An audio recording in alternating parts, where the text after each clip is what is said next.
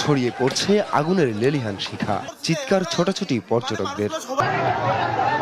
আগুনের এই ভয়াবহতা রাঙামাটির পর্যটন উপত্যকা সাজেক ভ্যালির। সোমবার দুপুরে রুইলুই এলাকার অবকাশ কটেজে আগুন লাগে, এরপর ছড়াতে থাকে চারপাশে। একে একে পুড়ে ছাই ১৫০টির মতো রিসোর্ট, কটেজ ও ঘরবাড়ি। প্রথম সাইড সাজেক গেস্ট হাউস পর্যন্ত যত রিসোর্ট আছে সবকিছু পুরো ছারখার হয়ে গেছে। আমরা অনেক ক্ষতিগ্রস্ত হয়েছি। আগুন নিয়ন্ত্রণে এগিয়ে আসে স্থানীয়রা। স্থানীয় ফায়ার স্টেশন না থাকায় রাঙামাটি, দীঘিনালা ও খাগড়াছড়ি সদর থেকে আসে ফায়ার সার্ভিসের কর্মীরা।